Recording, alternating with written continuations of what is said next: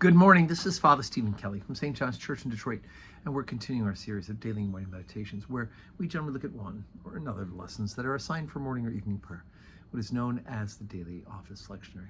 Today, let's take a look for Monday at the lesson that's assigned, the second lesson for morning prayer, and that's from St. Luke's Gospel, chapter 11, beginning at verse 37. And as he spake, a certain Pharisee besought him to dine with him, and he went in and sat down to meat. And when the Pharisee saw it, he marveled that he had not washed his hands before dinner. And the Lord said unto him, Now do ye Pharisees make clean the outside of the cup and the platter, but your inward part is full of ravening and wickedness.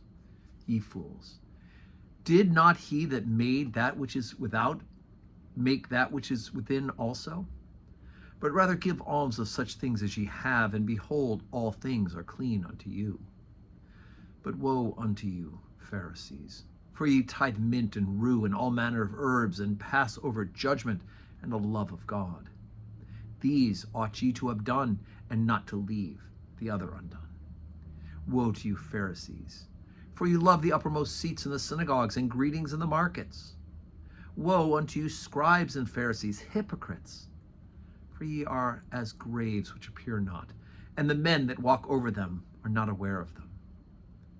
Then answered one of the lawyers and said unto him, Master, thus saying thou reproachest us also.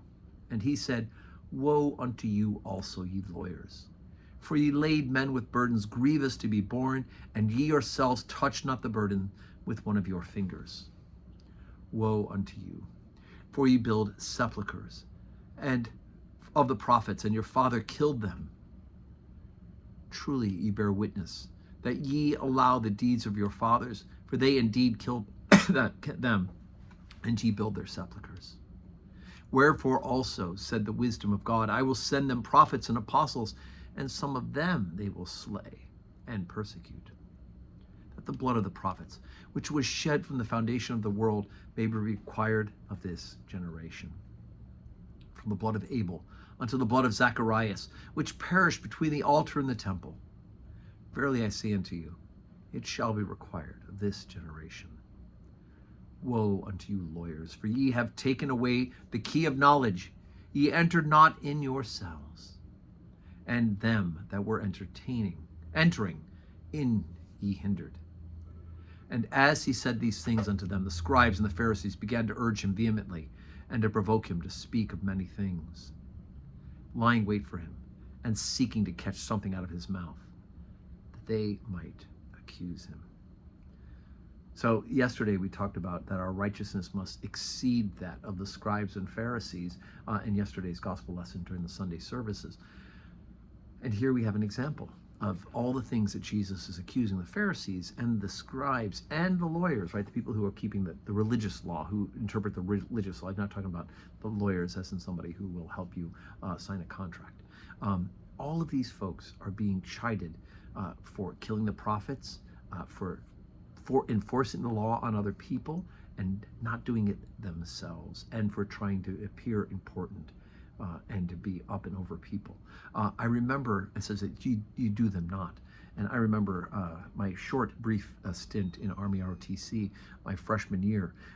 We had our first really cold outdoor drill, and we were, of course, marching along, and the fellow who was our platoon leader had gloves, and he marched us around, and we hadn't been issued our gloves yet.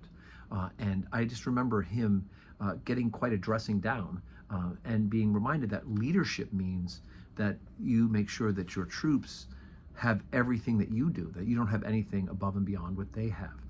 And so he should have taken off his gloves when he realized that we hadn't been issued those gloves. And that has stuck with me, right? The thought that there's nothing that I should bind on other people or expect of other people that I'm not willing to do myself, because I don't want to be like a Pharisee in that particular sense.